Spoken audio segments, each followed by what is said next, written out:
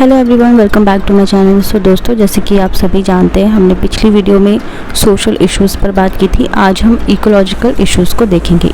तो आज की वीडियो में हम एयर पॉल्यूशन पर बात करेंगे। So let's start the video. Air pollution का मतलब होता है हवा का गंदा होना या उसमें हार्मफुल सब्सटेंसेस का मिलना, जो ह्यूमन हेल्थ और एनवायरनमेंट दोनों के लिए डेंजरस हो सकता है। ये पॉल्यूटेंट्स हवा में छोटे पार्टिकल्स या गैसेस के रूप में होते हैं और इनका सोर्स ज़्यादातर ह्यूमन एक्टिविटीज़ ही होती हैं। कुछ कॉमन पॉल्यूटेंट्स में डस्ट, स्मोक, केमिकल्स जैसे सल्फर डाइऑक्साइड, नाइट्रोजन ऑक्साइड्स और पर्टिकुलेट मैटर PM 2.5 और PM 10 शामिल हैं। इनका सोर्स व्हीकल से निकलने वाला धुआं, फैक्ट्रीज का एमिशंस, कंस्ट्रक्शन एक्टिविटीज़ और बर्निंग ऑफ फॉसिल फ्यूल्स होता है।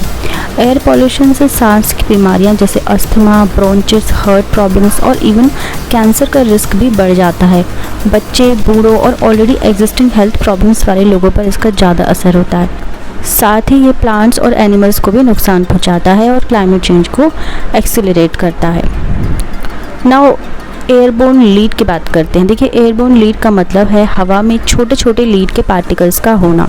जब ये पार्टिकल्स हवा में मिल जाते हैं तो लोगों के सांस लेने पर ये उनके बॉडी में जा सकते हैं। लीड एक टॉक्सिक मेटल होता है जो हेल्थ के लिए बहुत हार्मफुल हो सकता है। अगर ये ज़्यादा अमाउंट में बॉडी में चला जाए तो ये ब्रेन, नर्वस सिस्टम और किडनीज़ को डैमेज भी कर सकता है। स्पेशली बच्चों और प्रेग्नेंट वुमेन के लिए ये बहुत ज़्यादा डेंजरस होता है।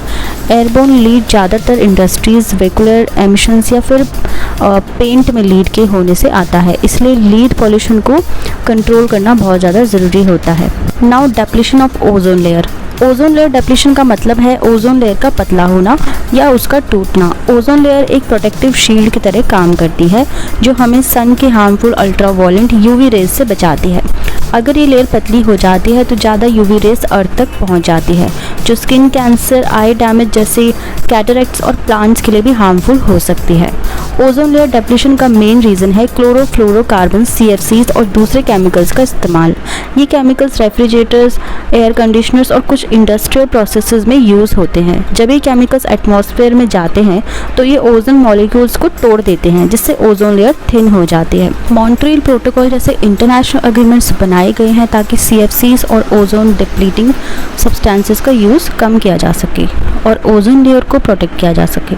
अब तक इन एफर्ट्स की वजह से ओजोन लेयर धीरे धीरे रिकवर हो रही है, लेकिन इस प्रोसेस को पूरा होने में काफ़ी टाइम लगेगा। अब हम बात करेंगे ग्रीन हाउस इफेक्ट की। देखिए, ग्रीन हाउस इफेक्ट एक नेचुरल प्रोसेस है जिसमें अर्थ का एटमॉस्फेयर सन की एनर्जी को ट्रैप करता है, जिससे प्लैनेट वार्म रहता है। ये प्रोसेस इसलिए ज़रूरी है क्योंकि बिना इसके अर्थ की टेम्परेचर इतनी ठंडी होती है कि यहाँ लाइफ पॉसिबल ही नहीं होती।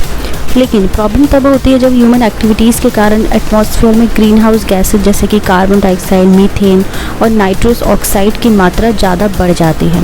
ये गैसेस सन से आने वाली हीट को ट्रैप करके अर्थ की सरफेस को ज़्यादा गर्म कर देता है। इससे ग्लोबल वार्मिंग होती है, जो क्लाइमेट चेंज का मेन रीज़न होता है। ग्रीन हाउस इफेक्ट की वजह से ग्लेशियर्स पिघलने लगते हैं, सी लेवल्स बढ़ने लगते हैं और एक्सट्रीम वेदर इवेंट जैसे हीट वेव्स, फ्लड्स ज़्यादा होने लगते हैं। इसलिए फॉसिल फ्यूल्स का इस्तेमाल कम करना, रिन्यूएबल एनर्जी सोर्सेज पे स्विच करना और डिफॉरेस्टेशन रोकना बहुत ज़रूरी है ताकि हम ग्रीन हाउस इफेक्ट को कंट्रोल कर सकें।